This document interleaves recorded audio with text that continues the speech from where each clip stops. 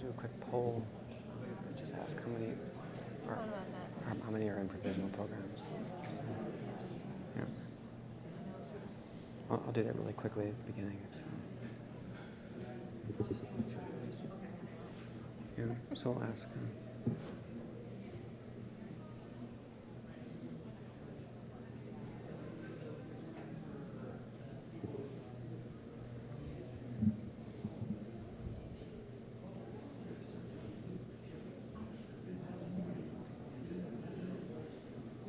It's like 1 minute until we start.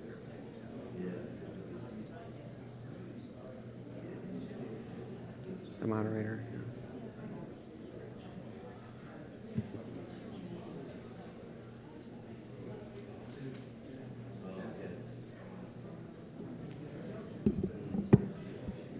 Yeah.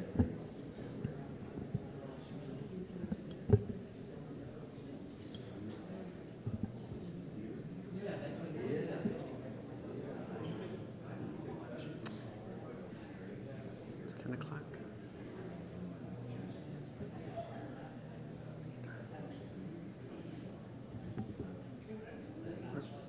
Where's our monitor?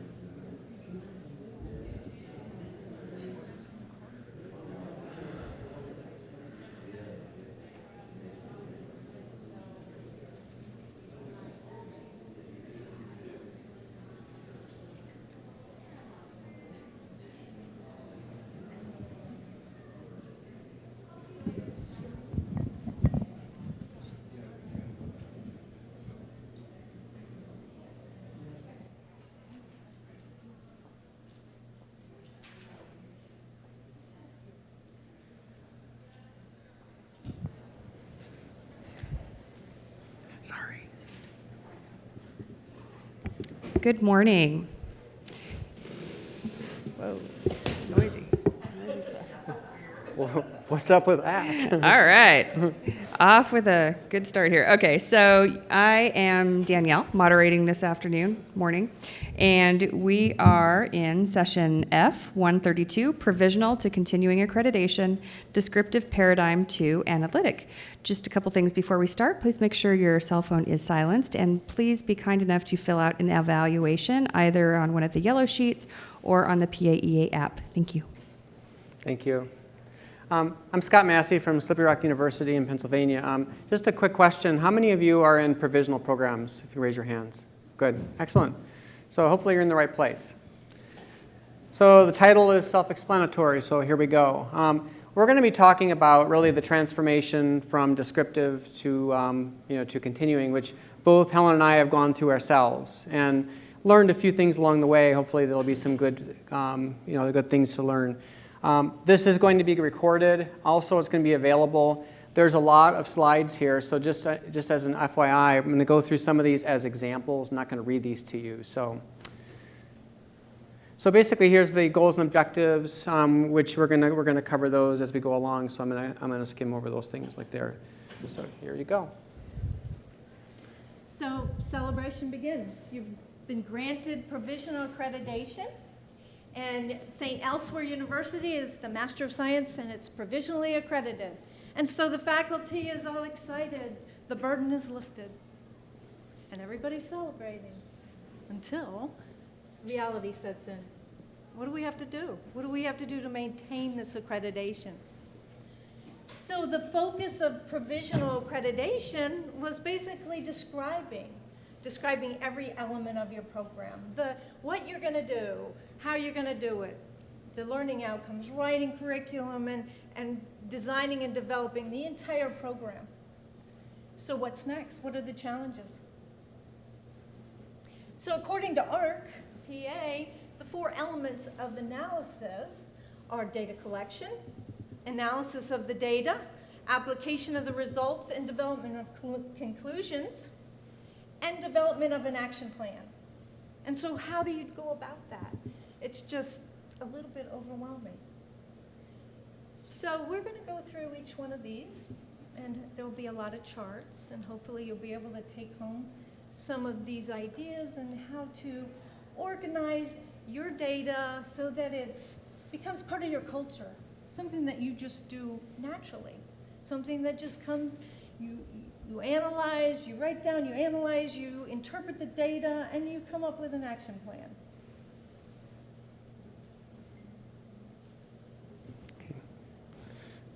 So as Helen said, I mean, these are the standards that apply to the program. So at the time of provisional, oftentimes ARC says, you have a process in place you describe, but you haven't yet operationalized it.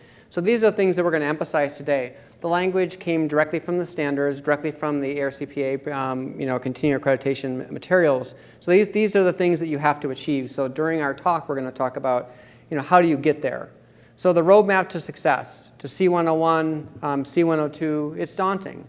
And really, assessment, as Helen said, has to become a part of your culture. Everything you do has to be recorded. Everything you do has to be basically analytic in terms of what are you doing with it, how are you storing it, those kinds of things. Okay, without a roadmap, you can become lost because there's a lot of data, and there's a lot of good discussions during this conference about data collection and analysis. So that's really an issue. So you often feel, does anybody ever feel lost or confused about data? I actually am addicted to data personally, but it didn't happen overnight.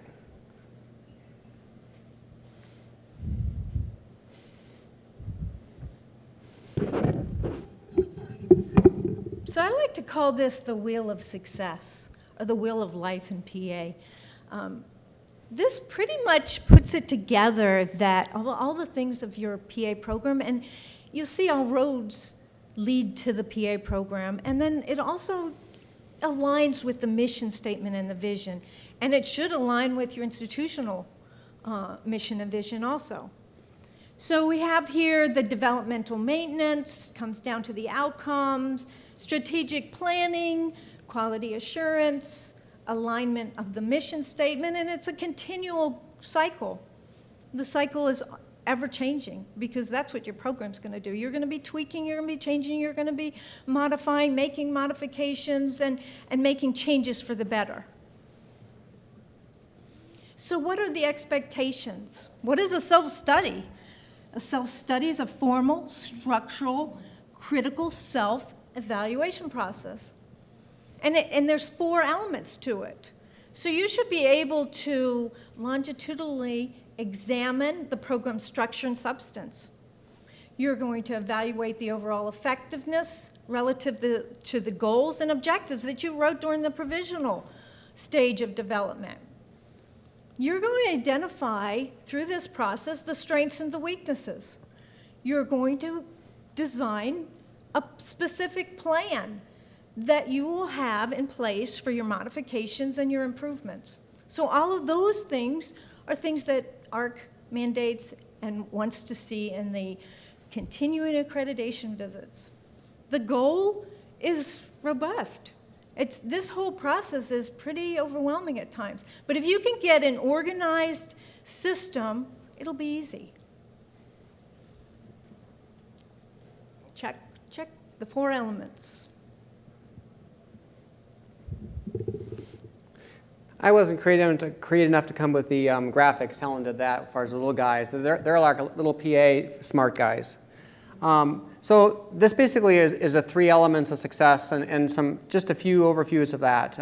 When you collect data, you're going to, starting with admissions all the way through. So you think about the first day your program becomes operational, you're collecting data. Even before, your class you admit, okay? Your course evaluations, the grades. Eventually preceptor evaluations. If you have forums, qualitative forums, OSCEs, eventually certification exam scores and outcome data, okay? Then the analysis part, I'm going to advocate for using some parametrics along with just descriptives today a little bit. How can you use a little bit of correlational statistics in order to kind of like start making some conclusions about some things, so that's why I'm mentioning that there. And then when you have to act on the data, so really this is compressed in the 4 elements into 3, but the analysis and the action. So Sometimes there is no action. So as I'll talk about today, when ARC talks about modifications versus non-modifications, there may be no modifications, but you still analyze and say, based on the conclusions of the data analysis, there's no reason to change anything. You don't have to change everything if the data doesn't suggest that changes are necessary. That's just an example of the sea of data, which is electronic, of course, but anyways. And then, so the question is, what do you do with that? So hopefully we'll answer some of those questions here, a little PA smarty pants right there. So this is an example of let's say that, that basically the forum that we're in is that you are all conducting your first retreat after your first class has graduated. And you have pretty much all the data you need, such as certification exam scores, all the outcome data. And so then you're going to start organizing all that. So that the forum that we're going to conduct today is, how are you going to process those elements? How are you going to collect the data? How are you going to store it? How are you going to use it? How are you going to make action plans based on it? How are you going to record what you did? Okay. So faculty retreats. Now, retreats are an annual, biannual event, whatever you decide to do. So we're going to kind of talk about this as being a comprehensive programmatic retreat. But as Helen will talk about here shortly, is that this has to happen continuously. Any change that take place has to be recorded.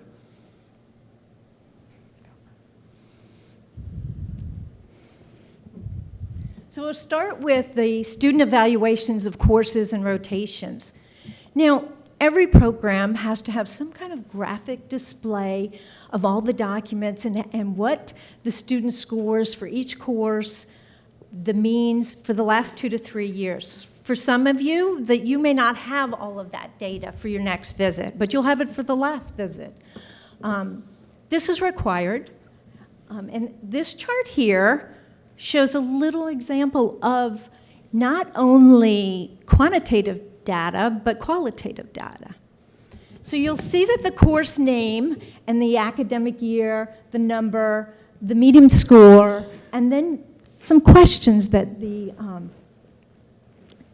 students were asked for their surveys. Again, qualitative and quantitative.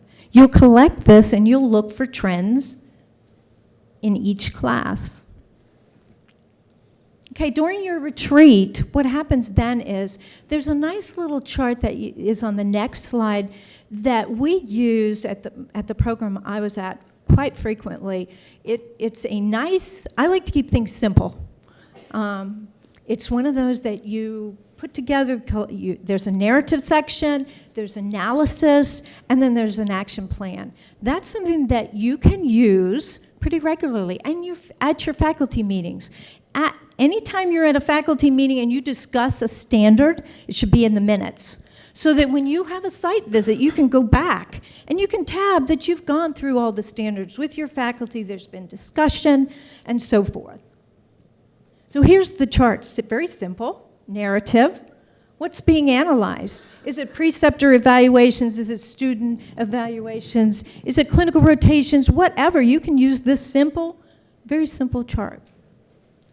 Analysis, interpretations, and conclusions. What did you draw from the data? What can you conclude? And then the action plan, the modifications. And like Scott said, sometimes there are no modifications. Sometimes it's just we don't have enough data. We're going to continue to collect data, and we're going to reevaluate.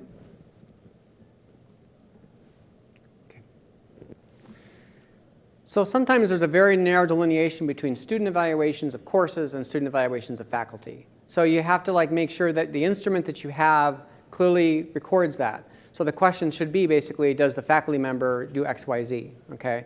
But sometimes you have to be careful because the questions might be the same.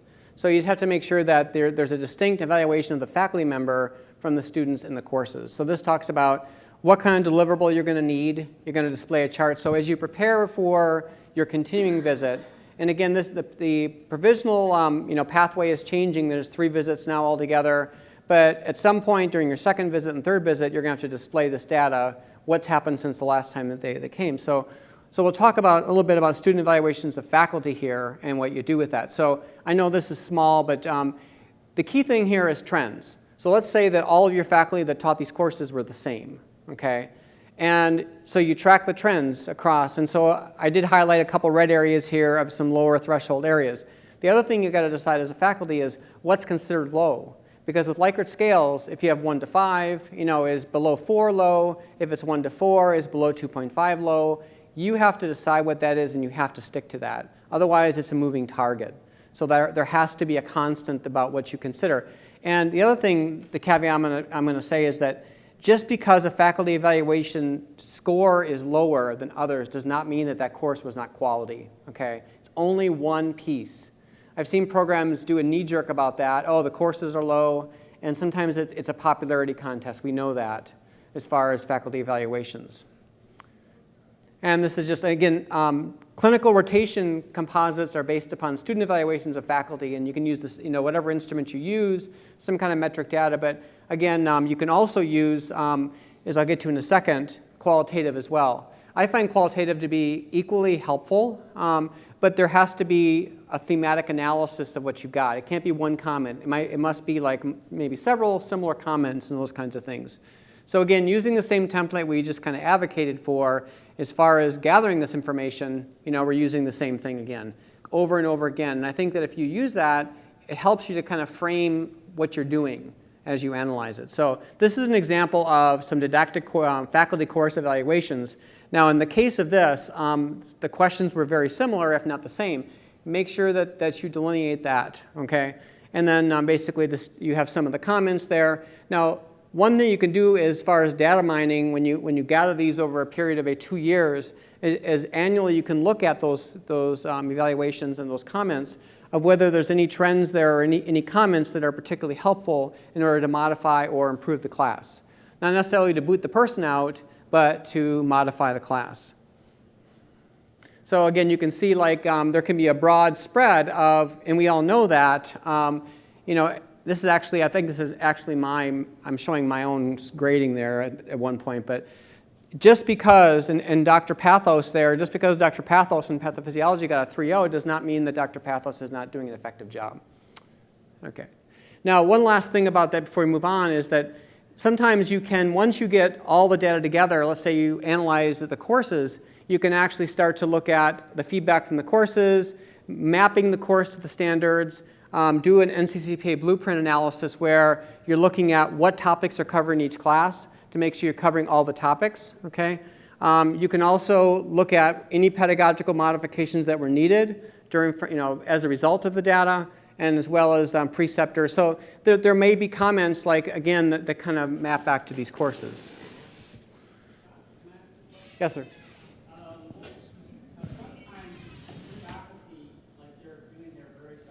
Yes. They get not stellar evaluations. Correct. And they feel very apprehensive about sharing their evaluations with the other faculty. Yeah. And then on top of that, there can be university rules about sharing individual faculty evaluations. So how do you kind of do that? It's going to depend on, again, the policies of your institution. It might be that as the PD, you have to sit down and meet individually with the faculty member. It depends on the policies of your institution and your program. Well, I think that in my experience, I've always tried to advocate everybody looking at the data and trying to saying to all the faculty, this is not about criticism. This is about us making the program better. So I've tried to actually put everything together and have everybody look at it with the caveat that this is not about criticism. This is not about anybody being basically we're criticizing your teaching or whatever it might be. But that's a complex question. It's a good one. Okay, so go ahead. And we're going to try to have questions at the end, so we're going to go through this as fast as we can. So the next element is student remediation, and each program is going to have their own process of remediation. So part of collecting data is that you will need to have a chart that has all the students that have repeated aspects of the program over the past 2 to 3 years. This includes repeated courses, deceleration, and therefore it's those students that did not graduate with their original cohort. So analysis and analyzing remediation can be complex. you really need to sit down in that analysis part and figure out what were the reasons for deceleration. Was there something in the student profile? Maybe the student profile needs to be examined, and maybe there's some insight that can be shed on why they had some academic failure. Prerequisites may also be something that you need to look at. And here's a nice little chart. This chart actually doesn't have a lot of data, but as time goes on, you'll collect that data and you'll be able to see trends and look at the data a lot closer. The next one is the number of final course grades of C or below. Now this chart, also another chart that you need to have for the last 1 to 2 years of the graduating classes. And this little chart will have, well, we'll show you right here. It will show the courses, the number of students, and you'll be able to actually look at this chart and see, like pharmacology. You'll see that in 2012 there were 8 courses, 8 students that had course grades below C or below. And then the next year was 2013, there were 3. Now, this was the beginning of the program. So were there bumps in the road for that new program? Was there something in the curriculum? That's something that needs to be looked at. And the other complexity with the whole thing about C is that if your program doesn't allow Cs, that's a failure. Okay, so that's something else that you have to decide about that. And remediation, what does remediation mean for your program? That has to be clearly defined. Does that mean that the student was on probation? So that, again, you have to make sure that you track that. Now, I'm just going to go through a few examples. I believe that you can use a little bit of statistics to start drawing some conclusions, but it has to be over time. So what I put together a little bit was a sample of some key didactic year courses to try to look at some data. So how many of you have ever looked at or sat down and talked about students you admit to your program and say, well, I don't think we should admit anybody below 3.3 because they don't do well, okay? I mean, that's just an example. I mean, or there's assumptions that you make. So you can, and this is just simple correlational data, but you can look at basically 2 years of classes, and you can look at overall coursework, how well did each individual course correlate with that, and then you can look at things like prerequisite GPA, science GPA, and then look at that from year to year. And isolated year does not mean a whole lot. But if you are stat phobic, a lot of people are stat phobic. I just happen to really like stats. I mean, you can get a statistician to actually help you with that and just ask that you want correlational relationships, strength of correlation, those kinds of things. And this is just fall colors there. Sorry about that. But again, looking at some key courses and then looking at some other variables, such as this is end of first year PAC-RAT. Like, so at the end of the first year when they take PAC-RAT, if they do take PAC-RAT, or if you have some kind of like end of didactic year summative exam, you can actually take this raw score and correlate with all these other elements there. All it does really is provide a roadmap and say, okay, these do correlate, and then they seem to correlate, and you continue to increase the numbers, and then it'll demonstrate more validity for you.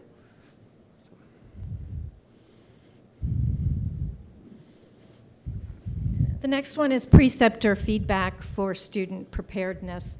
And so this is another little chart that you'll put together with the mean scores of the areas required for assessment. So this little chart you'll see has the clinical rotations on the top.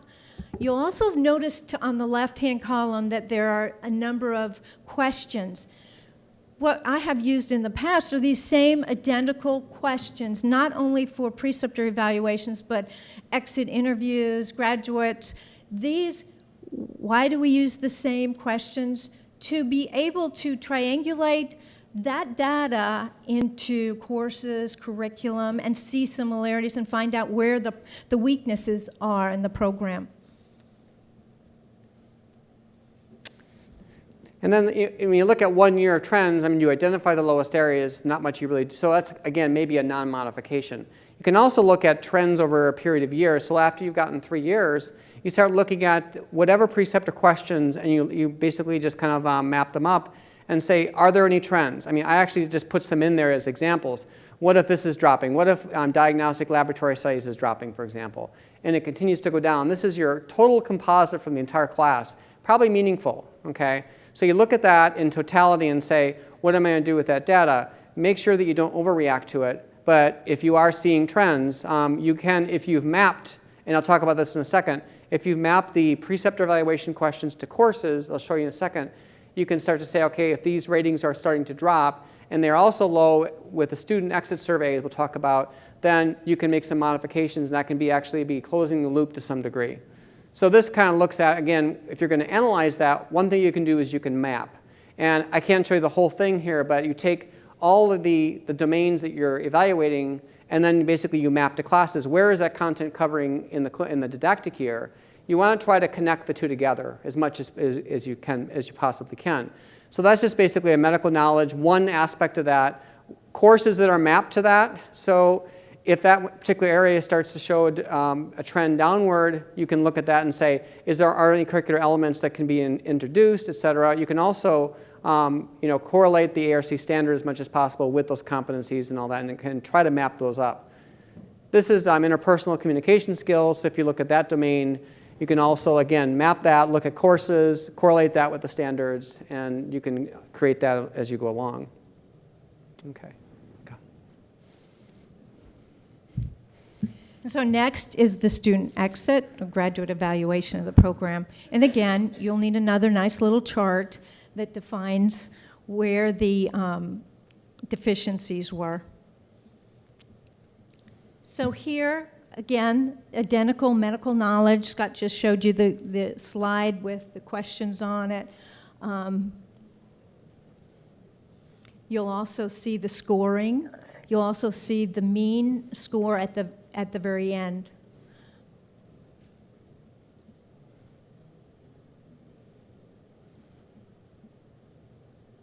Okay, so again, nice little chart narrative, talk about where the problems were, the observations, the data, what does the data suggest, and draw some conclusions, and then the action plan.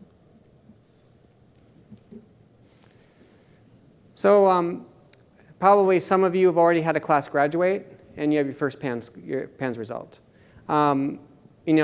Nationally, sometimes because of programs weren't able to participate in CASPA, sometimes the first class can be a bump in the road.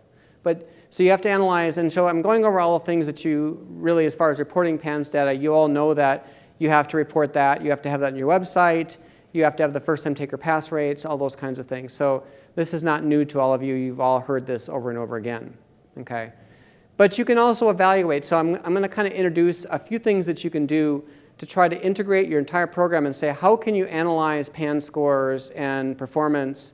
Now, I am using scores, not just pass-fail or dichotomous variables here. So scores are being used along with actual raw scores from other metrics, okay? So you have to look at things like your organ systems and task areas, and what is your program's benchmark? Is it your goal to be at or above the first-time taker pass rate nationally? Is it your goal for all task areas and organ systems to be at or above? You have to decide that. And if that's the case, then you have to be able to map that. And if you're below that area, then you have to be able to have an action plan to address that, mapping back, et cetera. Okay. So I talked about the benchmark. So the analysis that it triggers, let's just say, and I'm going to show you some longitudinal data here in a minute. I've got both like a static or 1 year of data as well as some old data that I have from, because I've been a part of an established program as well as new programs, so kind of like a composite of all those kinds of things. But what do you do about the analysis of that? And so that's something that you have to, as a program, decide what you're going to do and what your benchmarks are going to be. Okay. So like, for example, if any organ system are lower than the others, you should look at that. If you haven't mapped your courses, you should do so. Okay. You should look at curricular elements that map back to cardiology, endocrinology, whatever it might be, and say, do you need to have some kind of, implement some kind of change? We all know that if the first-time taker pass rates are below 81%, you have to develop a report. Okay, so hopefully maybe you can take away some keys here about what you can do with that. So the question as you sit around with stunned faces, what if the pass rates are low for the first class? Well, it happens, okay? So I'm gonna kind of show you a little bit of data. It's one class, but the key thing is that every year you want to do the same things. So I'm not actually selling the PAEA EORs, but I'm going to show you some data from the first class that I was involved with, having used those, and how well they correlated with PANS overall, so among other things. So taking the first class and their cumulative GPA, whatever it might be, 3.2, 3.4, 3.6, and take their PANS score. Now, we all know that PANS scores are they're random, they vary from, but there is some, I think, with the chaos and randomness, there is some order to that, okay? So you can do that every year, and the key thing is that there should be, to some degree, some correlation between the two. If this slope is reversed, you've got a problem because you've got grade inflation, okay? You can look at, this is actually the EOR cumulative percentage. So you take all 7 EORs, what their overall percentage was, and map that back to your PANS score itself. And look at, does it correlate well? And again, this is looking at, is your didactic year preparing your students, or at least seemingly preparing your students? Data can be scary. I understand that. I mean, 15 years ago, I didn't really like data, but I grew to like data. So this is like a little PA faculty person that's data phobic. Can you identify with him? Looks like Casper the Friendly Ghost, whatever, but okay. So this is a little bit of data from the EORs, just showing you all the different disciplines as well as the cumulative and then the PANS score, just simply Pearson, and this is just simply R squared, looking at the strength of correlation. Does it mean anything for one class? Not a whole lot, but you want to keep doing those kinds of things. Whatever you use, formative exams, you can do the same thing. You can also take didactic year classes and say, how well do they correlate with your PANS scores, okay? And if you see that the correlation is very weak, that may mean that the grading in that course basically is disproportionately low, or whatever. You can draw some conclusions with that, okay? And then this looks at, in the case of myself, I use 2 summative exams, and I use PACRAT, so I triangulate all that data, and I took the EORs, and I did the same thing. All it really means is that the students are performing consistently. Then you can map it back to the didactic year and say, was their performance in the first year consistent with their second year? And then you can look at your organ system performance. This is a first class, and say, what's the lowest areas? There's only one class. But still, you have to kind of look at it and say, is there anything you can do? This is a popular room here. But it's like, it keeps opening up. What's up with that? So, endocrine, heme, and all that, so it's low. So do you need to go overboard and change something radically? Probably not, okay? But you should take a look at it. You should map again. You should take a look and make sure the topics are covered. I mean, just one anecdotal example. Been doing the mapping thing quite a number of years, traversing several programs. And I've seen situations where topics in various organ systems just kind of like drifted off the map. And as they were mapped, they realized that one person decided to delete them because they couldn't keep them in the course. It didn't tell anybody else, and all of a sudden you realize there's like 14 topics out of the 472 that weren't covered anywhere. So it can be helpful. Same thing with knowledge and skills, okay? It isn't really helpful to look at 1 year, but you can look at multiple years, okay? This is all from St. Elsewhere. Does anybody remember St. Elsewhere, the show? Only people that are older like us can remember that, probably. So this is actual data from a program, unidentified, but if you map data over 5 years, you can see trends. So if you see like organ systems dipping, if you see trends downward, you need to respond to that. You need to have an action plan. You need to record that, And same thing with, task areas. If you see a dip in, clinical therapy, that could be problematic, and you need to look at your pharmacology class. Let's say you see a dip in the 3rd year and the 4th year, and you change your pharmacology instructor. I mean, you need to look at that and say, what kind of intervention needs to take place for that? Okay. So now I'm going to bring you back to the retreat. 3 documents that is vital in that continuing accreditation visit is the modification, the summary of the modifications. We're going to go through these 3 documents and give you a little chart that I use, that I've used. And what I do is I collect that throughout the whole year. But before the annual retreat, I asked faculty to complete an Excel sheet that has all the standards on it that individually goes through every standard so that they can get an idea or actually give their input on where the program is compliant and where the program is not compliant. Strengths and weaknesses. So this Excel sheet is done before the annual retreat. So back to the summary of modifications. This is a form that is filled out at the annual retreat, and it is kept up to date throughout the whole year. Faculty, again, are required to do a little work before the annual retreat. Putting it all together is at the annual retreat. A lot of things that are discussed on this summary of modification are curricular changes, faculty changes, any kind of changes that we can relate back to the standards. Okay, and this is an example. I'm not going to go through each one of these, but the modification, the standard that it goes back to, the date, and then the resource. So the top one, one of the very first things we did was hire a consultant, Dr. Smarty PA, to consult with the faculty, the curriculum, looked at the curriculum, advised us on the curriculum design, course selections, and just our assessment process. There's a number of them there. It's kind of small, but when you download it, you should be able to read the rest of them. So what happens is when they come to the retreat, and the strengths of the programs is the next one. The faculty will put one of those charts together, the narratives. Every program has strengths. Whether you believe it or not, they may be minute little things, but they have strengths. And I'm going to show you another example of that. Another one, it's related to the standards. We called it St. Elsewhere. A103, the St. Elsewhere supports the planning of the program, curriculum design, course development, and back to hiring Dr. Smarty PA.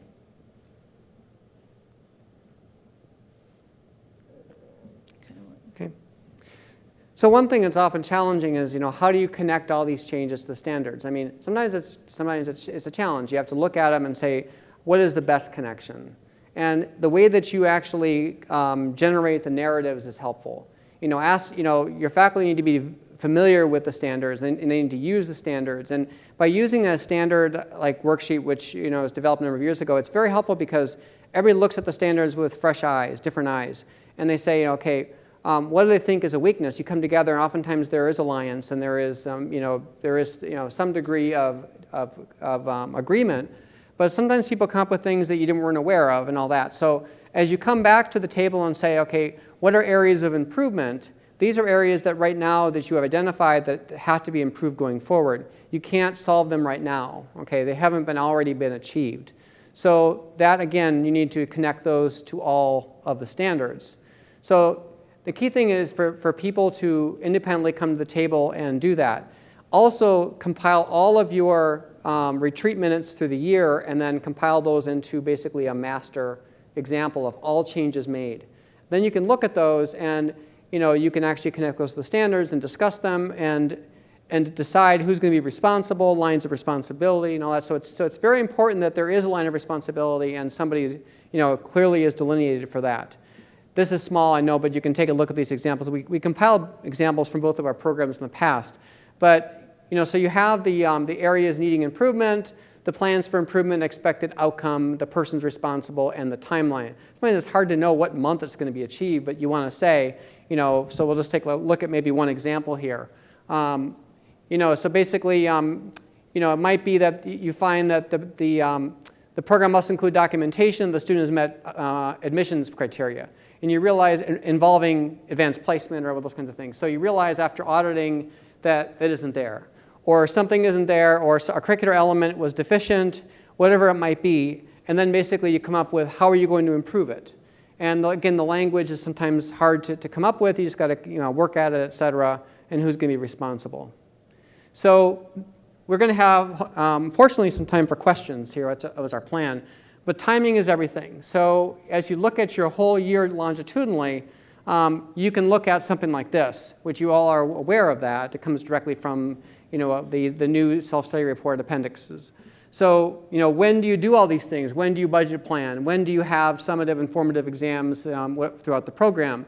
When do you do course assessments? When do you assess them? When do you collect them? Okay, so these are all the things, and maybe there's other things you do besides that. So, maybe you are analyzing outcomes and variables and those kind of things. So these are just simply examples, but the key thing is that that is your roadmap towards success, and you're going to follow those things. Okay. So in summary, before we conclude, these are kind of like an overview of things that, and this is my little cute little thing here. I just like assessment. Grow to love data and assessment. Not everybody is going to do that, but I think that it can be a dynamic environment because everybody is trying to improve the program. Everybody's on the same page that way. So you look at everything. So like program mission and vision, even that, you need to review that. And I've had situations where that really was not measurable and needed to be looked at by year 2 or 3. Okay, you may have already had data. You do have data collected, but you can actually look at retrospective, and you can go back and recapture that and still analyze it. So look at it already collected, any modifications made, those kinds of things. Then connect retrospective data with programmatic improvements. So sometimes you can go back and you can actually find those things, like we said, and create those. Not create those, but you know what I'm talking about. So like, for example, if you find that your preceptor eval and your exit surveys and grad surveys, the questions were all basically different questions, you may need to align those. You may need to reframe those so they can be asking the same questions in multiple places. And if you do that, then you can actually start to connect those back to curricular elements, which then, when you have a weakness, then you can close the loop a little bit better. Otherwise, you're kind of flying blind. Well, this is weak, so what are you going to do with it? Well, if you've mapped back, then that can be helpful. Okay. And then pilot new assessment instruments, and then implement based on data sources. So here's an anecdote. One last thing before I stop. For many years, I've tried to talk to faculty, my faculty that I've been involved with, and they say, I believe this. I believe this to be true. I believe that students from community colleges or sciences are weak and they shouldn't be admitted. I believe that they GPAs below this, they shouldn't be admitted. And I always try to say, what is that based upon? What is your assumptions based upon? And you can get to the point where your assumptions can be based upon real data analysis, not just simply anecdotal information. Just try to avoid the anecdotals if you can help it. So with that, we thank you. What questions do you have? Yes?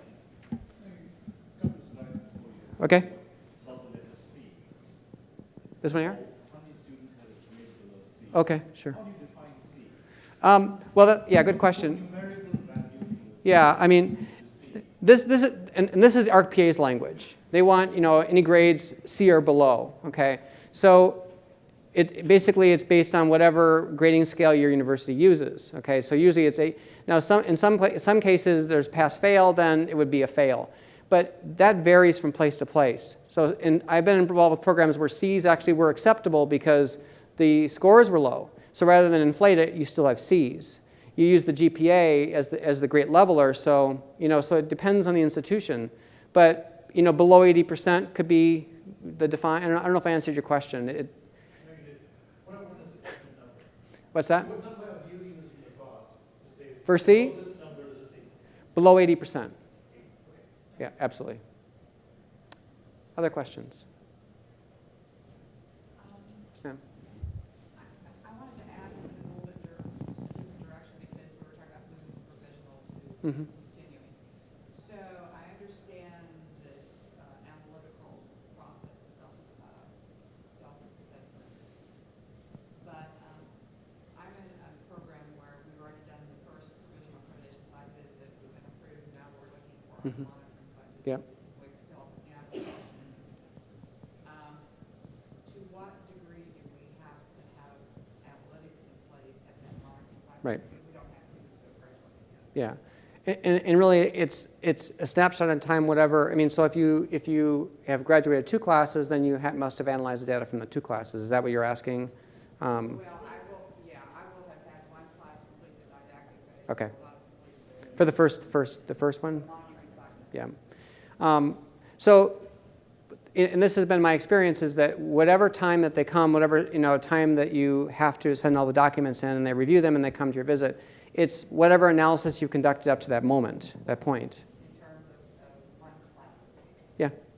Yeah, and what I showed you was one class of data only. I showed you some examples of several years of data from my previous past, but this is 1 year of data, showing you kind of what you can do with 1 year of data. That's the hard thing, is that you can't often draw conclusions, but the key thing is that if you have analyzed it and you've looked at it and you've discussed it and you say there is no reason to modify, then you actually have satisfied that. At least we set a benchmark that we're Yeah. going to shoot for, and Correct. we're here, and we're going to continue to look Right. and see if we can. So let's say your first time taker pass rate was 82% or 83%, and your benchmark is 91. So you're going to have a report, and you're going to have a process in place that demonstrates that you are seeking to achieve that with your next class. You're going to put into place analysis of the curriculum. So you're going to seek to achieve the benchmarks that you set up yourself. Do you recommend a specific benchmark like that, or at or above the national? I'm leery to tell you because again, that's so. Other questions?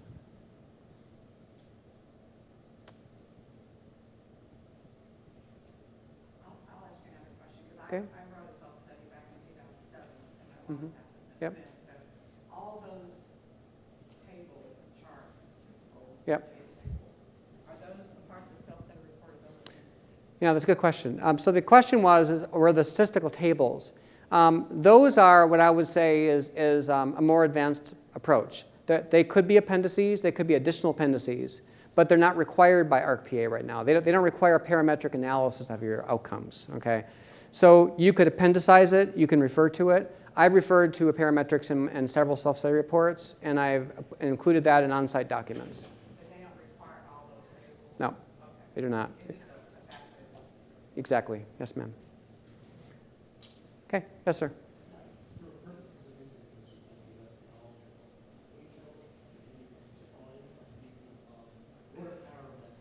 Okay. So, yeah, I apologize for that. 5 minutes. So parametrics is using inferential statistics. So in the case of what I was showing you is just looking at correlational strength between two variables. So like how strong a relationship was there between your clinical medicine final scores and the student's certification exam score? How strongly does the student's GPA in the didactic year and the clinical year or composite correlate with the student's certification exam score? How strong does your EORs correlate? So it's just looking at strength of relationship. And I'm not even using more advanced stuff here. This is really just kind of like looking at, is the strength of relationship strong? I had one situation where I analyzed a program's data that had really severe certification exam score problems, and I found that there was grade inflation, which demonstrates that the correlation is very weak between didactic year and outcomes in the clinical year. So that's I think some of the reasons for doing that. I don't know if I answered the questions, Paul, but. Yep. Yep, absolutely. And I, like I said before, I really enjoy the data analysis part of it. Not everybody does. So maybe there's like a data geek in your program. Maybe you can actually contract with a with a statistician to help you with that. Okay. Paul? I'd be interested in your perspective on that. Through exposure to a number of programs, I noticed that it's more de rigueur today to have a person that you're talking about, especially on the data gathering end, whose specific responsibility Yeah. Yeah. is to have to do that job and then present the data to the faculty to analyze Yes. and come up with recommendations. I'm curious about your feelings. Yeah, it's an emerging role. Like some programs have what's called a research director, research and assessment director. Somebody that, and it may not even be a PA, it may be another faculty member that has that responsibility. But that person is acquainted enough with analysis and assessment that they can actually compile the data, analyze it, and then they can actually submit it to the program in a way that's very easily understandable, and they can describe it, write the narrative, and those kinds of things. So if you look at programs around the country, I mean, that's a role that actually is, and that's actually one of my roles at my new program is, assessment and research. So it's a good point made. Yes, sir.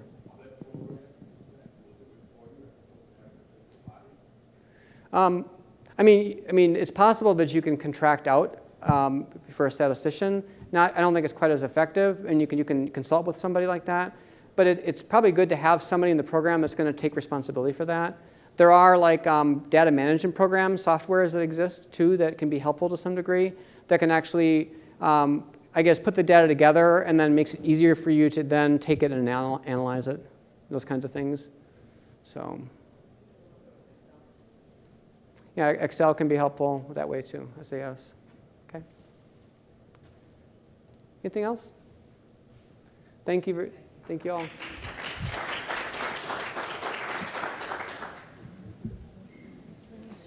Yeah.